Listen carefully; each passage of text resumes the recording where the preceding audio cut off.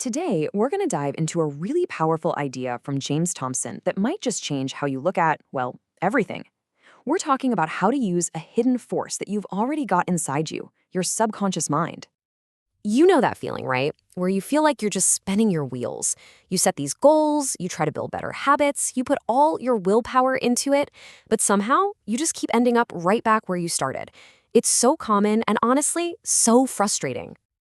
But here's the thing. What if the problem isn't your effort? What if it's not about trying harder at all?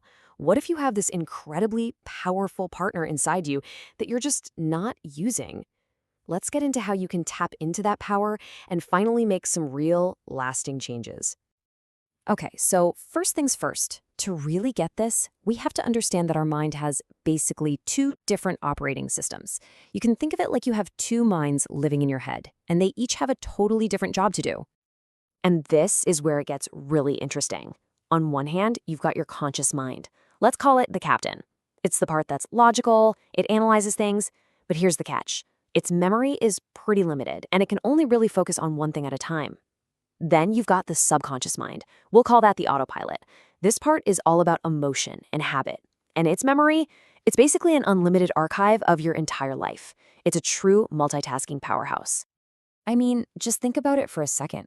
You don't consciously have to tell your heart to beat, right? Or remind yourself to breathe. And when you're driving a route you know really well, you can be totally lost in thought while your subconscious handles all the steering, braking, and accelerating. It's this powerful engine just humming along in the background of your life 24/7. So if this incredible system is always on, what instructions is it even following? Where does it get the blueprint for how to run your life? This, right here, is the absolute key. Your subconscious gets programmed with these super deep-seated beliefs about who you are and how the world works. And where does this programming come from? It comes from everything you've ever gone through, especially things that happened over and over again, or things that were tied to really strong emotions. This is a huge deal when we're kids. A child's mind is like a sponge, you know? So when a kid hears something like you're lazy or you're not smart enough, especially from an adult they trust, they can't just ignore it. Those words can sink deep down into the subconscious and get accepted as cold, hard facts. And this leads us to maybe the single most important sentence in this entire explainer.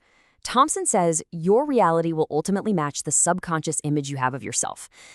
Just let that one sink in for a minute. So how on earth does that actually work? Well, if deep down your subconscious believes you're not worthy of success, it will literally steer you towards choices that sabotage your own best efforts. If it believes you're unlovable, it will find ways to push people away. See, its main job is to create a reality that proves its own core beliefs are true.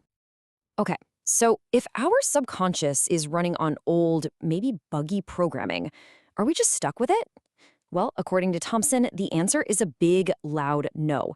And there's actually a simple method to change it. The process itself is surprisingly straightforward. So, step 1, affirm.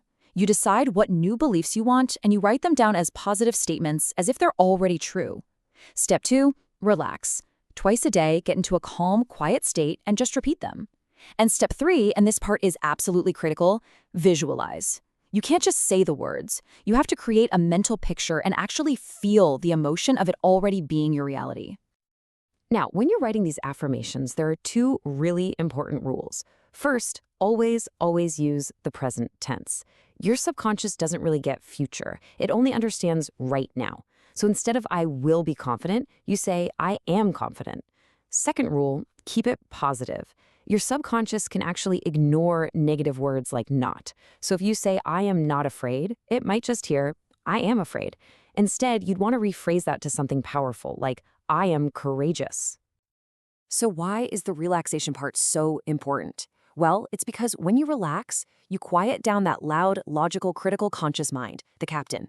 It's like you're opening a direct line to your subconscious, which makes it way more open to these new suggestions. And the best times to do this? Right after you wake up and right before you fall asleep. Your mind is already in that perfect, relaxed state. And please, don't forget this part. Just repeating words isn't enough. You have to remember, your subconscious is the emotional mind. It speaks the language of feelings. So to really plant a new belief, you've got to attach a strong emotion to it. You have to create this vivid mental movie in your head and feel the joy or the pride or the confidence of that new reality as if it's happening right this second. That's the fuel. That's what makes this whole thing work.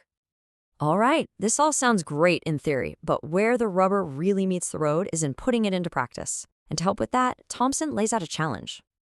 The challenge itself is simple, but it takes consistency. Don't just try this out for a few days. The idea is to fully commit to this process, twice a day, every single day, for 6 straight months. You've got to give that new programming enough time to really take hold and overwrite those old, deep-seated patterns. And here's the payoff. As these new beliefs get accepted by your subconscious, you'll start to notice things shifting. Your automatic reactions, your daily choices, even the opportunities you see in the world will begin to change. You'll start acting in ways that line up with this new self-image, and your outer world will literally start to transform to match your inner world. Which, when you think about it, leaves us with one really powerful and personal question. If your subconscious mind is the blueprint for your entire life, and you now have the tools to redraw that blueprint, what new reality are you going to create?